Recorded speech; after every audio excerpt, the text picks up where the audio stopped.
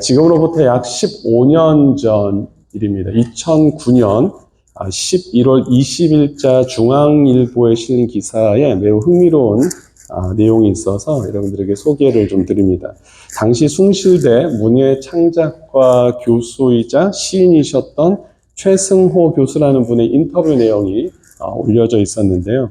아마 이분이 쓰신 그 시들이 종종 한국에서 시험 문제로 많이 출제가 좀 되었던 것 같습니다. 그러니까 이분이 내가 쓴 시가 수능 시험이나 이런 데 쓰여지니까 얼마나 궁금하겠습니까? 그래서 그 문제를 찾아다가 본인이 한번 풀어봤대요. 근데 시험지를 보니까 어떤 문제냐면은 자신의 시가 소개되고 그리고 질문은 그겁니다. 저자의 의도가 무엇입니까? 자, 이 저자가 시험 문제를 풀었어요. 맞았을까요? 틀렸을까요?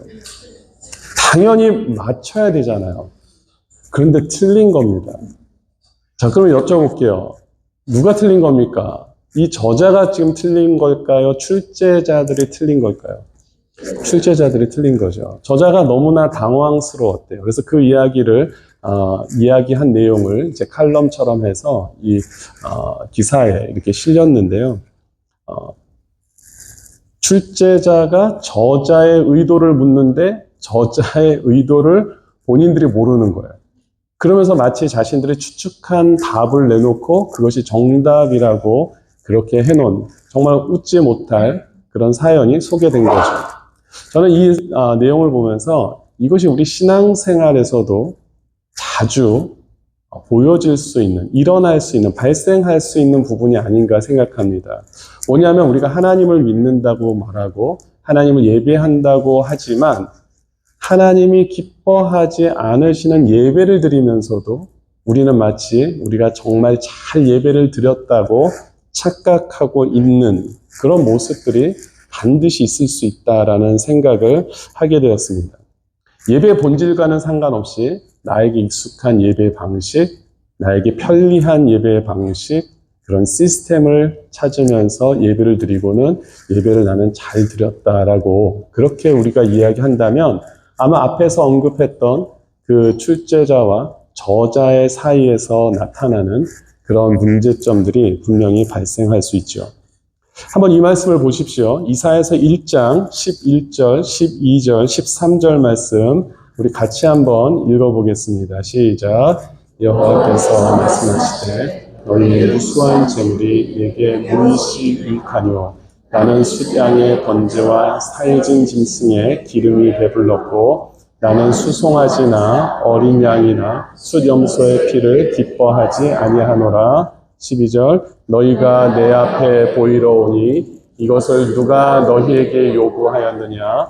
내 마당만 밟을 뿐이니라. 13절 헛된 재물을 다시 가져오지 말라. 분향은 내가 가증히 여기는 바요. 월삭과 안식일과 대회로 모이는 것도 그러하니 성회와 아울러 악을 행하는 것을 내가 견디지 못하겠노라. 자, 무슨 말입니까? 나름대로 이스라엘 백성들이 열심히 제사를 드렸습니다.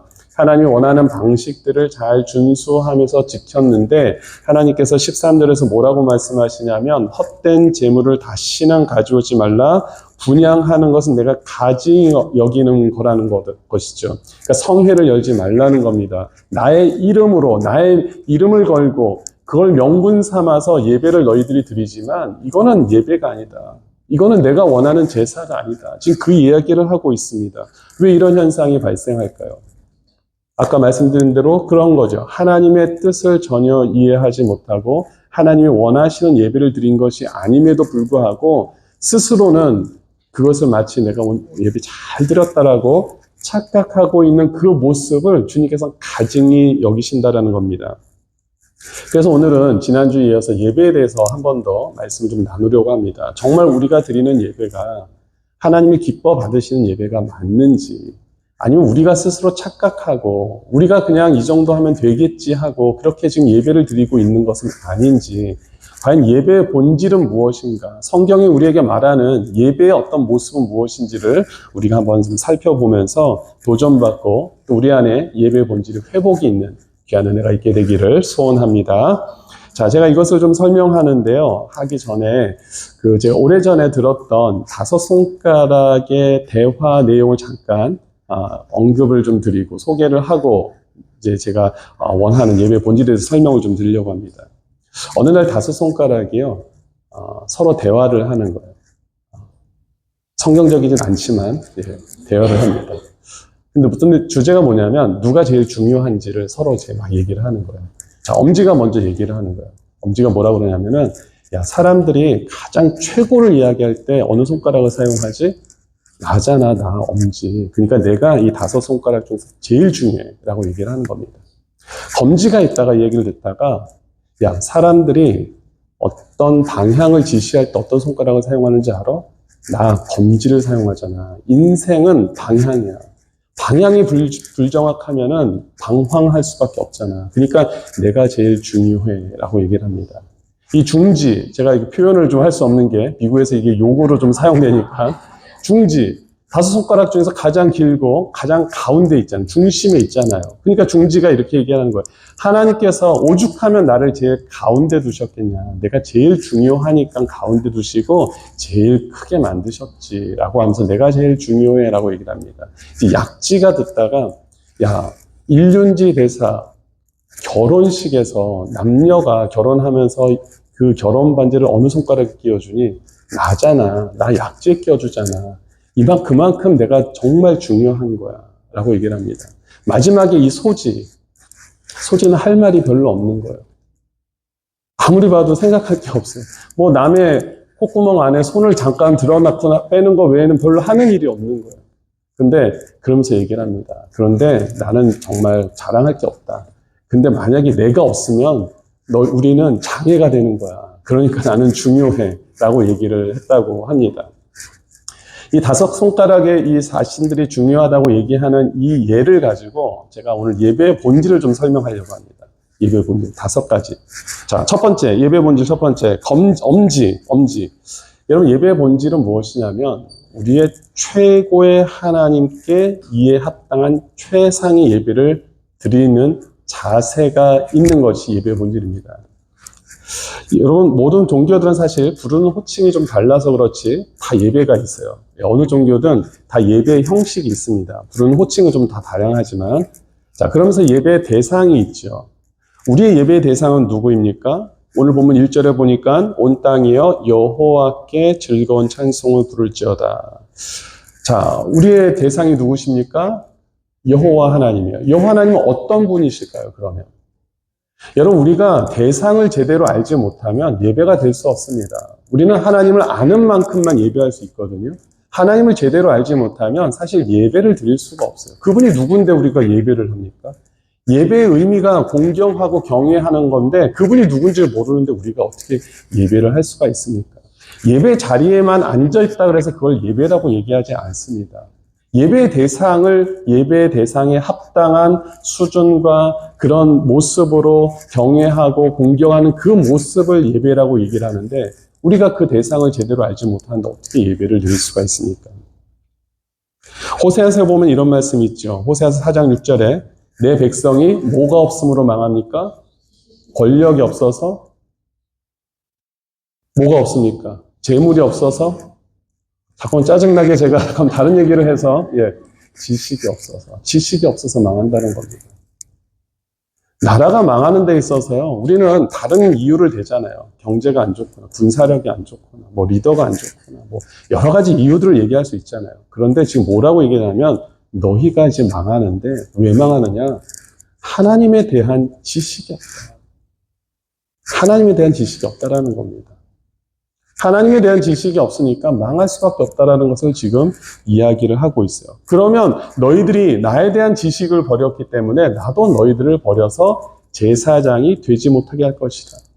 이 선민의 국가로서의 제사장직을 감당하는 그 국가로서의 역할을 내가 너희들에게 맡기지 않겠다. 나에 대해서 아는 지식이 없는데 무슨 너희들이 제사를 제대로 드릴 수가 있어. 너희들은 제사장 권한 박탈. 안 된다라는 겁니다. 여러분, 예배는 하나님을 제대로 알지 못하면 예배가 될 수 없습니다.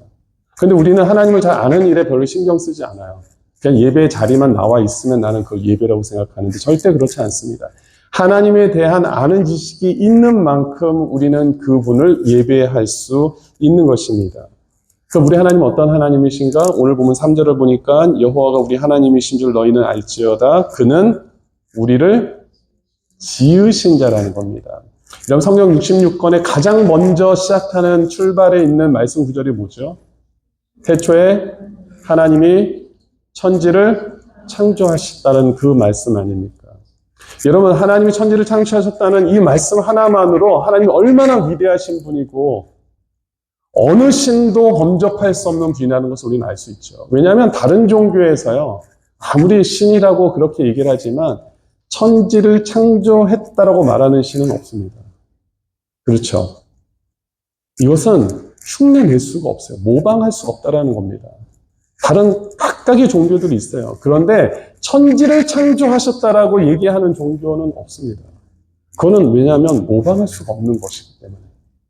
감히 따라할 수 있는 부분이 아니기 때문에 엄두가 안 나는 거죠. 천지를 창조하신 하나님이라는 이 표현 하나만큼만으로도 우리는 충분히 그 하나님의 위대하심을 우리는 알 수 있습니다. 유일하신 하나님이죠.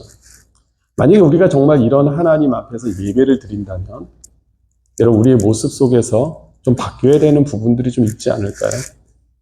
우리의 자세도 좀 달라져야 되지 않을까요? 예배에 임하는 태도도 좀 달라져야 되지 않을까요? 예배로 오는 마음의 자세부터 달라져야 되지 않을까요?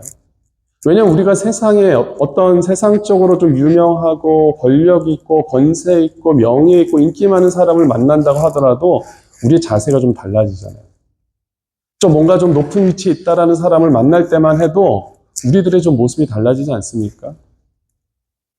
우리 학교 다니면서 선생님을 만날 때만 해도 뭐 요즘은 좀 달라진 모습들이 있긴 하지만 선생님 앞에서도 우리의 모든 것들이 달라지잖아요. 자세들이 달라지잖아요.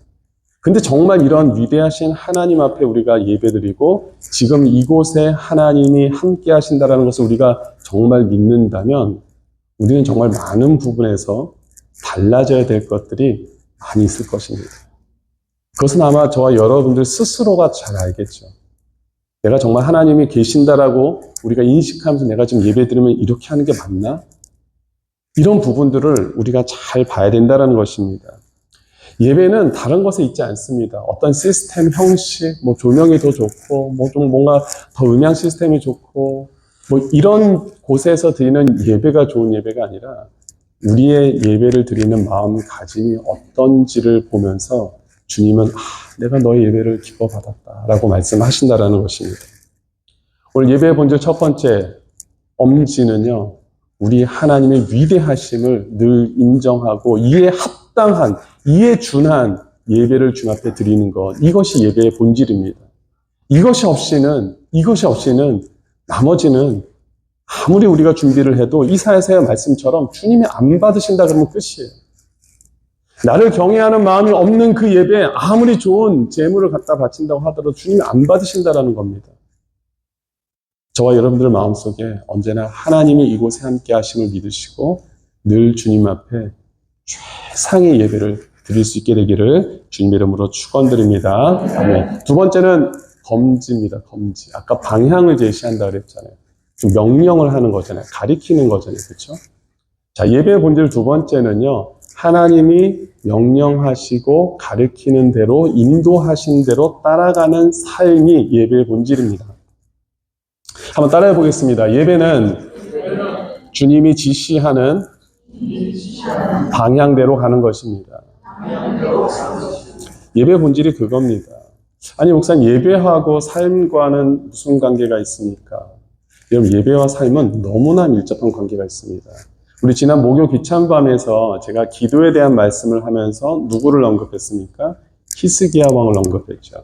히스기야 왕이 죽을 수밖에 없다라는 통지를 받고서도 기도하는 가운데 몇 년이 연장됩니까? 생명이 15년이 연장이 되죠. 그럼 기도의 내용이 무엇이었습니까? 열왕기하 20장 3절 한번 보여드릴게요. 여호와여 구하오니 내가 진실과 전심으로 주 앞에 행하며 주께서 보시기에 선하게 행한 것을 기억하옵소서. 이게 기도의 전부였습니다. 뭡니까? 내가 행했던 일들을 주님 기억해 주십시오. 내가 주님 앞에 얼마나 철저하게 믿음 생활을 잘 하지 않았습니까? 그거를 지금 보여주고 있는 겁니다. 하나님 앞에 그 기도를 드리고 있어요. 여러분, 기도의 어떤 내용이 좋아야지 기도의 응답이 쉽게 되는 게 아니라, 기도의 어떤 분량이 많아져야지만 하나님께서 응답하시는 게 아니라, 그것도 중요하지만은 더 중요한 것은 뭐냐면 내 삶이 어떻게 지금 살아가고 있는지를 주님이 보시면서 그것을 통해서 하나님께서 은혜와 능력을 베푸시는 줄 믿으시기 바랍니다. 히스기야는 왕이 되자마자 모든 우상들을 타파시켰습니다. 아버지 선친 아하스 왕 때부터 내려왔던 우상 숭배의 그런 많은 악습들을 이 히스기야 왕이 되면서부터 그 모든 것들을 다 우상을 다 부숴버리고 또 신전들을 다 파괴시키고 하나님만을 섬기는 나라로 바꿔버린 것입니다. 하나님께 그걸 기도하는 거예요. 하나님 나를 좀 그걸 기억해 주십시오. 하나님 나를 좀 기억해 주십시오. 기도와 삶이 연결되어 있는 가장 중요한 모습을 우리가 확인하는 것이죠. 예배가 그렇습니다. 예배가 어떤 예배가 가장 좋은 예배일까요? 내가 예배를 드리는데 막 목사님 제가 오늘 찬양하는데 막 탁살이 쏟았잖아요. 얼마나 감동이 되는데 막 눈물이 펑펑 흘렀잖아요. 제가 막 가슴 찌릿찌릿했잖아요. 할렐루야. 그것도 너무 감사한 일이죠. 근데 정말 예배를 잘 드렸는지는 무엇을 보면 알 수 있냐면 예배 이후에 내가 어떤 삶을 살아가는지를 보면서 내가 정말 예배를 잘 드렸구나. 정말 예배를 통해서 하나님께서 나와 함께 하셨구나라는 것을 우리는 확인할 수 있어야 됩니다. 예배 아무리 여기서 우리끼리 찬양하고 말씀 듣고 기도하는데 막 흥분하고 막 감정에 북받쳐서 막 눈물 흘리고 그러고 나가면서 갑자기 주차장에서 싸움이 붙었으면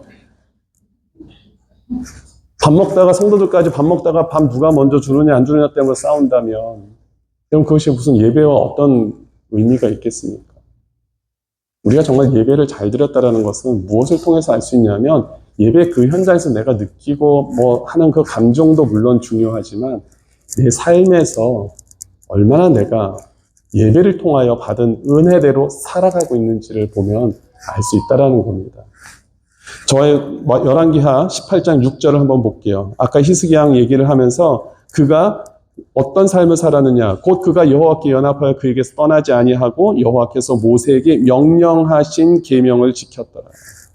하나님 말씀대로 살아갔더니 그 짧은 시간 기도했지만 기도의 분량이 뭐 얼마나 됩니까? 정말 고작 짧은 시간. 1, 2분도 안 된 그 시간 동안에 하나님께서 응답하시는 거예요.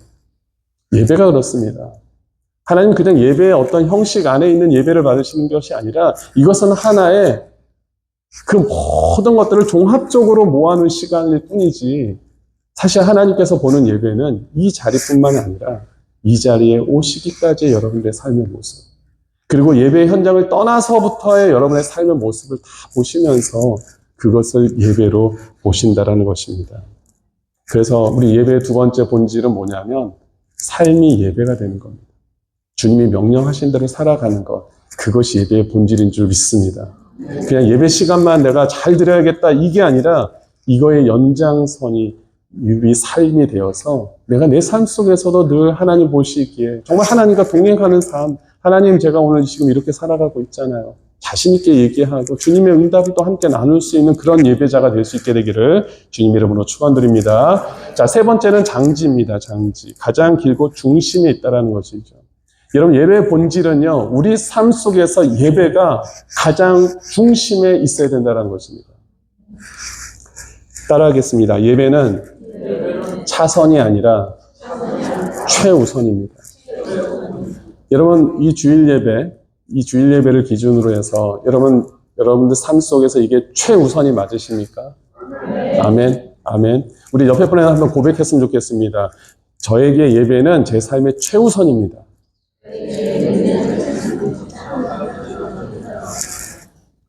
이제 선포하셨으니까 믿음대로 그렇게 또 살아가실 줄 믿습니다. 여러분 오래전에 나온 CCM 곡 중에서요. 맛 잃은 소금이라는 제목의 곡이 있습니다. 혹시 들어보신 분 계세요? 거기 보면은 이렇게 우리가 정말 예배를 형식적으로 드리는 사람들을 정말 도전받을 수 있도록 그 가사가 좀 되어 있는데 제가 다 소개하진 않고요. 이런 가사가 있습니다. 처음 시작할 때 드라마 끝까지 보다 지각 예배, 스포츠 중계 보러 일찍 귀가, 다음 주는 바캉스를 떠나오니 오 주여 해변으로 임하소서. 여러분 이 가사에서 이 예배자가 정말 진정으로 예배를 드리는 느낌이 있습니까? 정말 이 사람이 정말 하나님을 진정으로 예배하는구나라는 게 느껴지세요? 말씀을 못하세요. 다시 찔리셔서 그런 거예요? 여러분 이 모습에서 정말 이 사람이 진정한 예배자구나 여러분 느껴지십니까? 아니잖아요. 지금 우선순위에서 밀려난 모습이잖아요. 우선순위에서 완전히 지금 밀려난 모습이잖아요. 안 갈 수는 없고 가기는 좀 그렇고 이렇게 어영광하다가 지금 이렇게 예배가 지금 되고 있는 모습.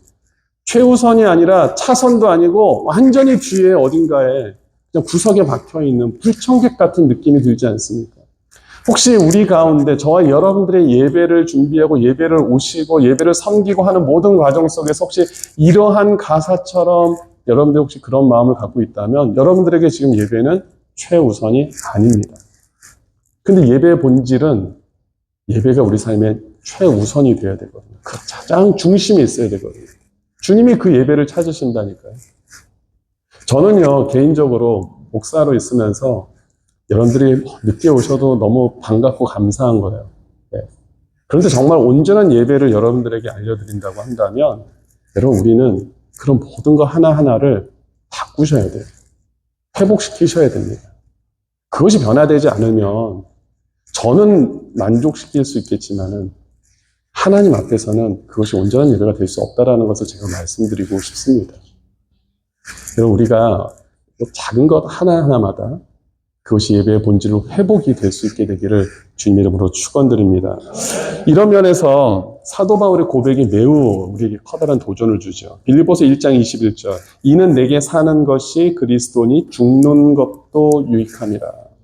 사도 바울은 자신의 생명보다 주님을 섬기는 것을 가장 최우선에 놓고 살았다는 사람 아닙니까?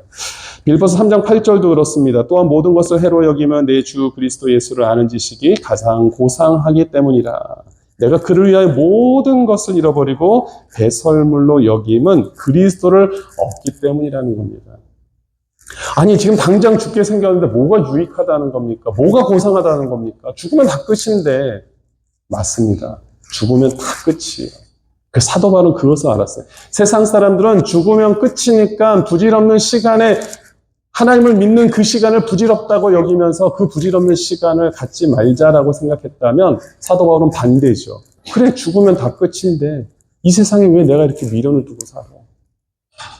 주님을 얻을 수만 있다면 주님의 마음대로 내가 살 수만 있다면 내가 모든 걸 다 잃어버려도 나는 그게 유익이야. 그것을 알았어요. 무엇이 손해고 무엇이 유익한지를 사도 바울이 알았다는 겁니다. 그래서 지금 모든 것들 뺏겨도 나는 유익하다. 그리고 죽으면 나중에 그 후에 더 유익하다. 사도 바울은 그것을 지금 이야기하고 있는 것입니다. 우리 사랑하는 우리 모든 더블레싱 교회 성도님들이 이런 마음을 회복할 수 있게 되기를 주님 이름으로 축원드립니다. 주님을 예배하는 것이 내 삶의 중심이 되어서 전심으로 주님을 예배할 때 하나님께서 우리에게 어떤 일들을 행하실지를 우리가 기대해 볼 만하지 않습니까? 우리 인생을 걸어볼 만한 일입니다. 여러분 예배를 정말 온전히 드릴 수 있다면 정말 우리가 생명을 걸고 그렇게 살아볼 이유가 있고 필요가 있습니다. 하나님 그것을 원하시니까. 그래서 저와 여러분들의 그 모든 예배가 여러분 삶의 중심이 되기를 주님 이름으로 축원드립니다. 네 번째는 뭐죠? 어떤 손가락이죠? 약지. 약지는 어떤 손가락이라고 했습니까? 반지. 반지는 뭡니까? 무엇을 상징하죠? 부부간의 약속, 언약을 상징하죠. 여러분, 네 번째 예배의 본질은요, 우리가 하나님의 언약 백성임을 기억하는 것입니다. 언약 백성임을 기억하는 거예요. 여러분 2절 보니까 기쁨으로 여호와를 섬기며 노래하면서 그의 앞에 나갈지어다 라고 있습니다. 여러분 인간이 신 앞에 나아간다라는 거 그거 쉬운 거 아닙니다. 그렇죠? 어느 종교에서도 그렇게 쉽게 신 앞에 나아가라는 것을 강요하지 않아요. 다른 종교도 보면 더 그렇습니다. 근데 기독교는 하나님 앞에 나아가서 담대하게 찬양하고 기뻐 춤추며 기도하라고 강조하고 있습니다. 왜 그럴까요? 인간이 신 앞에, 그것도 죄 많은 인간이 신 앞에 어떻게 나아갈 수 있습니까? 하나님 그렇게 약속하셨거든요. 여러분, 레위기 26장 12절 보니까 나는 너희 중에 행하여 너희의 하나님이 되고 너희는 내 백성이 될 것이니라. 끝났어요. 하나님과 너와는, 하나님과 우리와는 하나님 백성이 되는 것으로 하나님께서 약속하셨다는 겁니다. 그리고 그 일을 어떻게 이루시는가? 히브리서 10장 11절, 12절, 13절, 14절 제가 읽어드릴 텐데 같이 읽어보겠습니다. 시작. 제사장마다 매일 서서 섬기며 자주 같은 제사를 드리되 이 제사는 언제나 죄를 없게 하지 못하고, 자, 보니까 제사를 드리지만 이 제사는 죄를 없게 하지 못하지만 12절 시작. 오직 그리스도는 죄를 위하여 영원한 제사를 드리시고 자, 누가 우리 죄를 영원하게 없애주실 수 있다고요? 오직 그리스도의 그 희생 제물만이 우리의 모든 죄를 영원토록 사할 수 있다라고 말씀하고 있습니다. 자, 13절 시작. 그의 자기 원수들이 자기 발상에 대해 자신까지 14절 그가 거룩하게 자기를 평화의 제사로 영원히 온전하게 하셨느니라. 여러분, 영원히 저와 여러분들을 온전하게 예수 그리스도께서 해주신 거예요. 자신의 몸을 찢어가시면서. 그것이 언약 관계를 맺을 수 있는 이유가 된다는 겁니다. 그것을 가리켜서 16절 이어지는 그 다음 구절에 보니까 주께서 이르시되 그날 후로는 그들과 맺을 언약이 이것이라 하시고 내 법을 그들의 마음에 두고 그들의 생각에 기록하리라 하신 후에, 이것이 언약이라는 겁니다. 하나님께서 그의 독생자 예수 그리스도를 이 땅에 보내셔서 그를 찢어 가시면서 그의 핏값으로 저와 여러분들의 죄를 사하여 주신 것, 구원에 이르게 하신 것으로 인해서 그것을 끝까지 주님이 지키시겠다. 그 말씀이 언약이라는 겁니다. 따라서 우리 약지를 생각할 때마다 우리는 하나님의 언약 백성이구나. 그럼 하나님의 언약 백성이라는 것을 알게 되면 우리는 어떻게 예배를 드리겠습니까? 당연히 감사함으로 예배를 드리겠죠. 4절입니다. 감사함으로 그의 문에 들어가며 찬송함으로 그의 궁정에 들어가서 그에게 감사하며 그의 이름을 송축할지어다. 감사하지 말래도 감사할 수밖에 없는 것 아닙니까? 나를 위해서 십자가에 풀려 들어가신 예수 그리스도를 생각하면 여러분 어떻게 우리가 감사하지 않을 수가 있겠습니까? 우리는 언약 백성입니다. 우리 옆에 분에게 한번 말씀해 주세요. 당신은 하나님의 언약 백성입니다.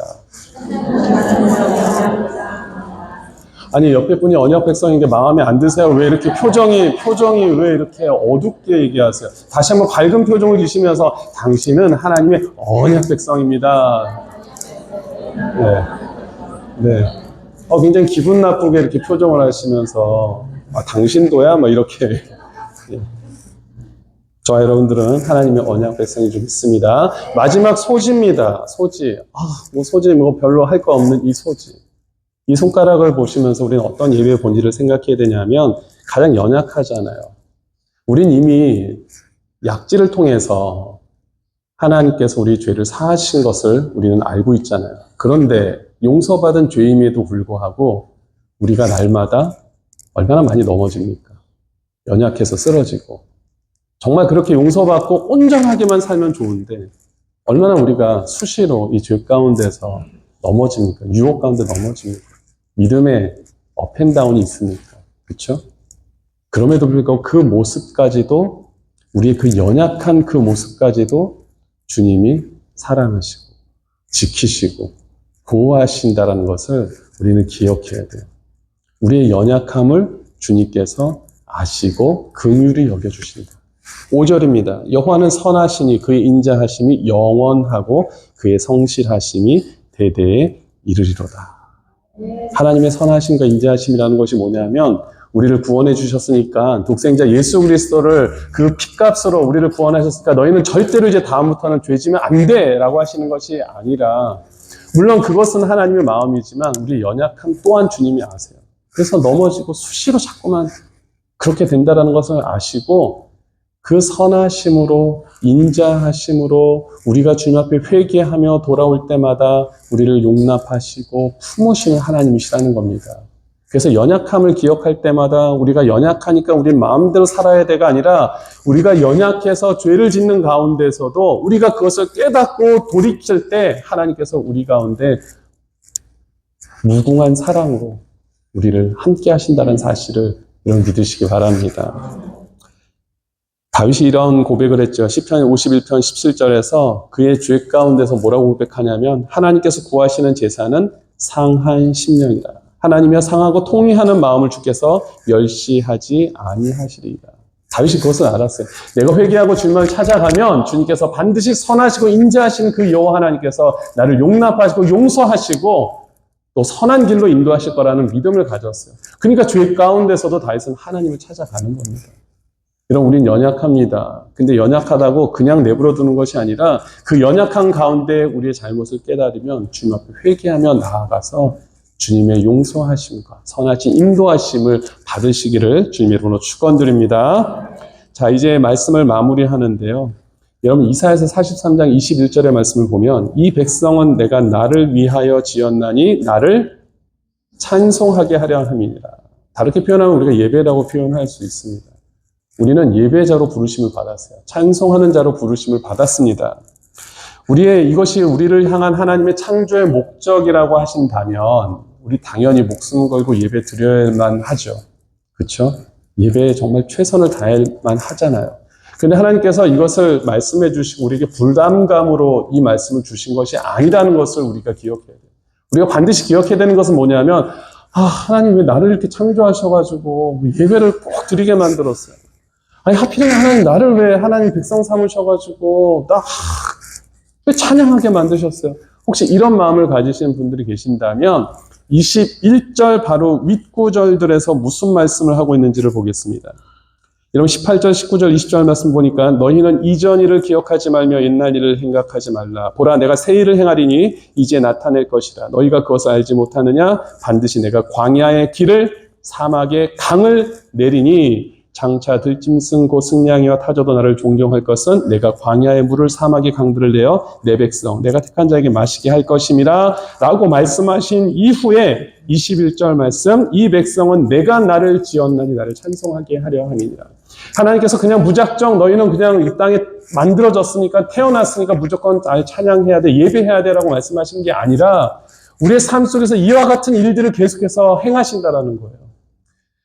하나님께서 얼마나 놀라운 일들을 행하시는지를 우리에게 먼저 알려주시고 그 다음에 우리로 하여금 찬양할 수 있는 건덕지를 주신다라는 겁니다. 끝까지 우리 인생 가운데 찬양이 끝이지 않을 정도로 우리에게 놀라운 일들을 행하신다라는 겁니다. 그러니 너희들 나를 찬양하는 게 맞지 않느냐. 지금 그 얘기를 하고 계세요. 광야에 길을 내시고 사막에 강을 내시면서 날마다 우리를 인도하시는데 그러고도 너희가 찬양하지 않겠느냐. 지금 그 얘기를 하시는 겁니다. 내가 너희를 만들었으니까 넌 무조건 의무적으로 찬양해. 책임감을 가지고 찬양해. 이것이 아니라 내가 날마다 새 일을 너에게 지금 행하고 있지 않냐. 너희 경험하고 있지 않아? 오늘도 너의 인생 가운데 내가 지금 어떤 일을 했는지 알잖아. 그러면 너희들 찬양해야지. 그렇게 말씀하고 계십니다. 여러분 우리의 인생의 목적이 찬양과 예배가 되기를 주님 이름으로 축원합니다. 근데 문제가 하나 딱 있습니다. 이거 하나 말씀드리고 이제 벌써 지금 가방 챙기신 분들이 계시는데 사탄이요 가장 이 예배를 드리지 못하게 공격을 한다는 겁니다. 우리 지난 주일에 볼링 우리 잘 다녀오셨죠? 우리 전교인이지만 다 못 오셔서 아쉽지만 너무 재미있게 잘 쳤어요. 이 볼링장에서 제가 또 깨닫는 영적 교훈이 하나 있는데 여러분 볼링장에 볼링 핀이 몇 개가 있죠? 10개가 있죠. 예, 10개가 있습니다. 10개가 있는데 저는 교회에 많은 사역들을 저는 핀이라고 만약에 우리가 가정을 해보면 가장 킹핀이라고 불리우는 가장 중요한 핀을 킹핀이라고 부르잖아요. 첫 번째 있는 핀, 1번 핀을 킹핀이라고 부르는데 그 킹핀은 예배라고 저는 믿습니다. 예배가 교회의 가장 중요한 부분이기 때문에 그렇습니다. 존 파이퍼 목사님도 그가 쓰신 그 칼럼에 보니까 이렇게 얘기를 하고 있어요. 교회의 궁극적인 목표는 예배다. 그리고 예배가 없는 곳에 예배를 회복하기 위해 선교를 가는 것이다. 뭐 이렇게 표현을 했습니다. 그러니까 예배가 가장 중요하다는 것을 저는 동의를 합니다. 100%, 200% 동의합니다. 예배가 중요한데요. 그래서 킹핀이 전 예배라고 생각하는데 사탄이 그걸 알아요. 그래서 교회를 무너뜨릴 때 무엇부터 가장 먼저 부수려고 하냐면 킹핀을 먼저 부수려고 합니다. 예배를 먼저 부수려고 해요. 여러분 스트라이크를 치려면 몇 번 핀을 먼저 맞춰야 됩니까? 스트라이크 안 쳐봐서 잘 모르시죠? 내 생전에 스트라이크는 없어. 킹핀 1번 핀을 맞춰야지 스트라이크를 칠 수 있는 거거든요. 저 감사한 게 지금 몇 분들은 오 막 이렇게 얘기를 하셔서 저 되게 굉장히 잘난 사람이 되게 만들어 주셔서 감사합니다. 킹핀이 넘어져야 스트라이크를 칠 수 있잖아요. 예배가 넘어지면 교회는 다른 것들은 그냥 넘어지게 돼 있습니다. 예배가 우뚝 서 있을 때 교회는 든든히 세워질 수 있음을 믿습니다. 저 여러분들의 날마다 드리는 예배, 또 우리 더 블레싱 교회 이 주일 예배, 또 모이고 기찬 밤을 통한 예배, 이 모든 예배들이 정말 하나님이 기뻐하시는 예배가 되기를 주님 이름으로 축원드립니다. 그래서 예배의 본질이 우리가 회복되어질 때 하나님께서 우리 모든 예배를 기뻐 받으시고 정말 그 예배를 통해서 또 부어주시는 엄청난 은혜와 축복을 우리가 누리게 될 줄 믿습니다. 아멘.